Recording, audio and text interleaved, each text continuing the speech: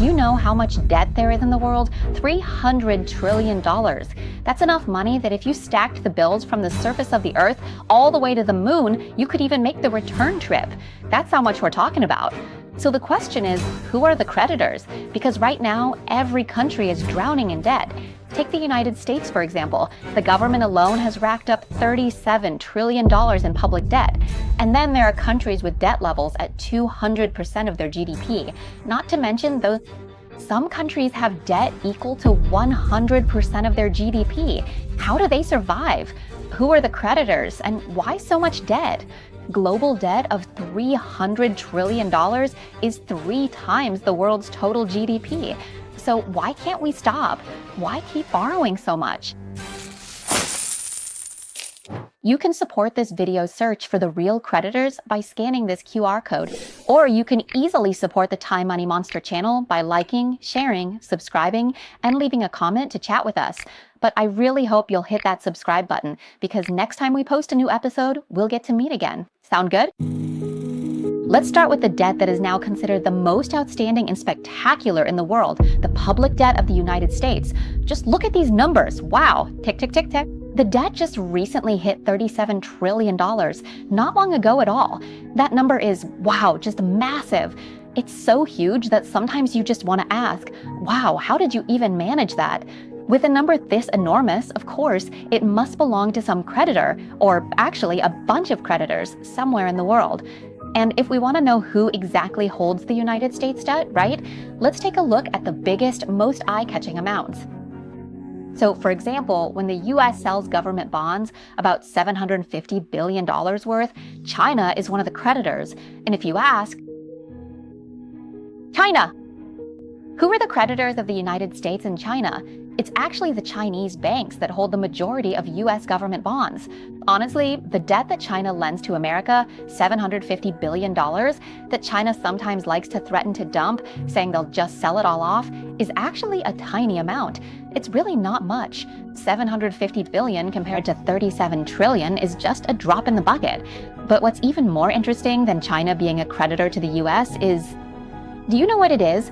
China is a creditor to the United States, while at the same time, China itself is drowning in massive debt. So who are China's creditors? China has public debt. Just the public debt alone is already $18 trillion. And that does not even include the debts from local provinces, private companies, or household debt. So if you ask, China is a creditor to America, but then who is a creditor to China? The answer just goes around in circles. China's creditors are actually banks in the United States, as well as other banks around the world, European banks, Japanese banks, even Thai banks that hold Chinese government bonds. Basically, they're all creditors to China. To put it simply, every country in the world is both borrowing and lending, which is why the total global debt has reached as high as $300 trillion. But what's even more intriguing than who holds all this debt in the world is how much income can the world actually generate each year? What's the world's economic productivity? The answer is, the world can generate about $100 trillion in GDP per year.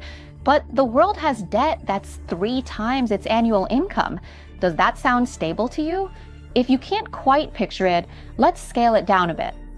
For example, imagine someone who earns 100,000 baht a month, a pretty wealthy person, but has to pay off debts totaling 300,000 baht every month. How do you think they could manage? They'd have to keep borrowing more, maybe taking out new credit card loans just to pay off the old ones, right? That's not stable. The global economy we live in today is built on this endless cycle of borrowing. And when it comes to borrowing, it's kind of like a relationship. Someone has to stay in a relationship with a really toxic person, but just can't break up. You know that this person is hurting you, but you just can't stop borrowing, even if it's ruining you. The idea of borrowing has existed for thousands of years. If you look back in history, it was very basic. If a rice seller wanted pork before their harvest, they'd ask the pork seller, "Can I get a pig now and pay you in rice later?" Right? The pork seller gave credit, and the rice seller paid them back after the harvest. No interest or contracts, just basic borrowing. because back then, people's needs were still basic, just enough to get by, just enough to eat. But then by the 1600s, when empires started to form and wars began, the needs became much bigger.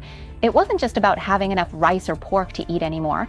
What empires wanted, like the British Empire at the time, was to build up armies and cannons to fight the Dutch. But you have to admit, the economy wasn't doing well back then, and the royal treasury was empty. Plus, the nobles didn't have money to lend either. So then the king, the one who had to lead the army, started thinking, right?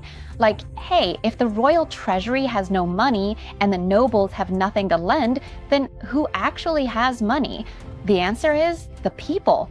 Even though each person only had a little, there were a lot of people, right? So they came up with a financial innovation called a bond, or what we now call a government bond. They sold these bonds to the public with a promise that when the time comes, they would pay back the money with interest. So the people became creditors to the king. They bought government bonds and waited for their returns. This bond, you see, was a financial innovation that allowed the government to raise funds without having to increase taxes or drain the treasury. And in the 20th century, this financial innovation, called government bonds, became widespread in countries that were empires. And when World War I and World War II broke out, the demand for money increased even more, right? This led to a push to sell more government bonds. Selling government bonds basically meant borrowing money to fund the war, and part of it was also borrowed to build up the economy. And then the world reached a point that led to the creation of a treaty, which was in 1944, the Bretton Woods Agreement. This agreement made the US dollar the central reserve currency for all other currencies. It required every currency in the world to be pegged to the US dollar, and the US dollar itself had to be pegged or backed by gold. It sounds pretty good, right? Because all the currencies in the world, well, in reality, there's no limit to the US dollar. There should be no limit to it, but the only thing that's limited in this equation is gold. And in the end, the United States actually did it, because there just was not enough gold to meet America's needs, not enough to support the growth they wanted for the US economy and the dollar. So in 1971, President Richard Nixon ended the gold standard. The US dollar was no longer tied to gold, because gold was limited, right? So they just cut it off. After that, the US dollar could be produced infinitely. This gave rise to a new term for this kind of currency, fiat currency, or government money. Basically, the government could print as much money as it wanted, however much it pleased. And when you can print unlimited money, you can borrow as much as you want too. Back then, people started to see that borrowing money wasn't just for funding wars. It could also be used to build the economy. So countries began borrowing money to build roads, to build public schools, and so on. They borrowed for all sorts of things. Every country started borrowing money left and right, huge amounts. But asking who owes whom isn't simple. When countries borrow, it's not a linear process. It's more like a circle, with everyone borrowing from each other in a loop. It's not like there's some big shot pulling all the strings when it comes to borrowing money. Not at all. Even the small players, the little guys, can be creditors, whether they realize it or not. Like I said, when countries lend to each other, it's not a straight line. It's all tangled up, overlapping, and looping around in a complicated circle. Most of the time, these circles aren't even that big. For example, take the United States debt. Okay, 30% of it is actually borrowed from foreign countries, but 70% is... Most of the United States debt is actually borrowed domestically, whether it's from banks, funds, or even American citizens themselves. Especially massive financial institutions that manage large pools of people's savings, like pension funds or insurance companies, they all buy US government bonds. That's because people have always thought of US government bonds as exceptionally secure and reliable assets.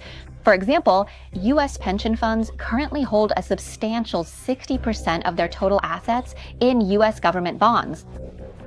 So when insurance companies or pension funds invest in long-term US government bonds, it's almost like they're creating a secure financial safety net.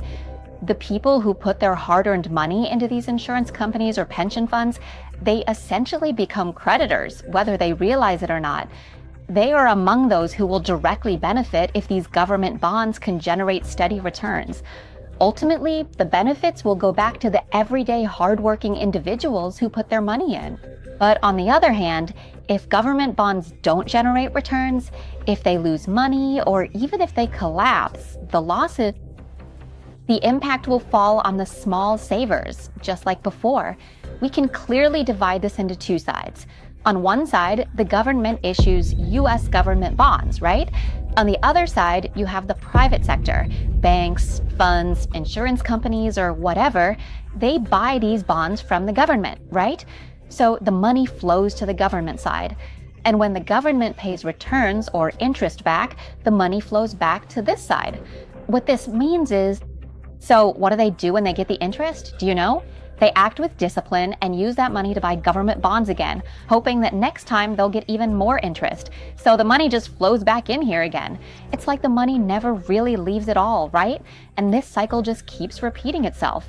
The government sells bonds to the private sector gets interest, and then uses that interest to buy more bonds. Same thing.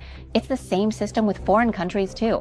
For example, if the US sells bonds to another country, after paying interest to that country is extremely disciplined and comes back to buy US government bonds again. It's like they're just building up their assets even more. And it's not just the United States that does this. Other countries do it too. Japanese savings become loans for the Dutch savings become loans for Brazilians, and Brazilian savings end up piling into US government bonds. This cycle just keeps going around and around like this. So keep this in mind. Even though this cycle keeps spinning around in such an interesting way, the golden rule of debt is you will have to pay it back someday in the future. But the question is, for a government that keeps spending and borrowing, constantly taking out new loans to pay off old ones, where will they get the money to pay it back?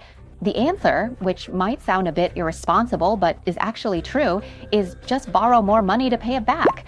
The risk of borrowing new debt to pay off old debt is that it might seem like it works within the system, but the more you do it, the more the risk keeps piling up and up, sometimes before you even realize it. Even if you don't realize it, you really should by now, because every time you take out a new loan to pay off old debt, something shifts, and that's the interest. Interest is now one of the main expenses in the government budgets of many countries today. So the question is, why doesn't anyone think about stopping this kind of borrowing system? The answer is, it's hard, because this system makes everyone feel comfortable. When the government borrows money, right, the government then has money to spend, and whatever they spend it on gets pumped into the economy. People have money to spend, people have jobs, businesses can do more, and it all turns into an economic cycle where everyone feels good. Nobody really cares about what's behind that feeling. But is it good in the short term or the long term? For example, in China, 19% of the money spent in the country comes from borrowed funds. That means for every 5 yuan spent, 1 yuan is borrowed money. If the Chinese government suddenly stopped borrowing, that would mean 1/5 of the money would disappear. 1/5 of the spending power would be gone. I think that would be pretty bad. It could even be disastrous. It would collapse. It could even fall apart, because that would mean the economy would be turned upside down, businesses would earn less, and people would lose their jobs. So if any government can't sell its government bonds, that's a huge problem. For example, look at Greece in 2008.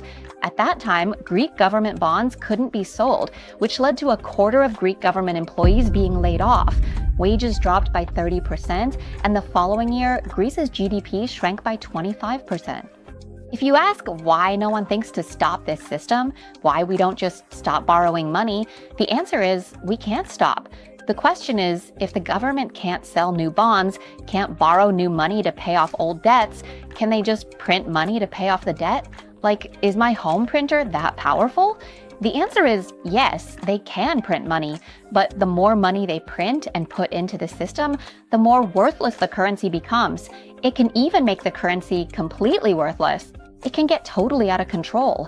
For example, in Venezuela in 2010, a loaf of bread that used to cost just a few bolivars after the government printed money to pay off debt, suddenly a loaf of bread cost hundreds of billions of bolivars. That currency basically became worthless. So if you can't borrow new money to pay off old debt, and you can't print more money, and you have a huge amount of debt with no way out, when you hit a dead end, what's the next station? The next station is defaulting on the debt. That's called a default. The government can just come out and say, we're not paying the debt, we don't have the money. But as soon as they say that, there are consequences. The country's credibility takes a huge hit. It's like having a big sign on your forehead saying you're not trustworthy. The entire financial system can collapse, old debts don't go away, new debts can't be settled, and no one will dare to lend you money. I mean, who would want to lend money to someone who already defaulted, right? So when we want to see which country's government bonds are we talking about here? Whether they look good or not, are they still considered trustworthy? It's actually pretty easy to tell. Just look at the government bond yields. Are the bond yields high?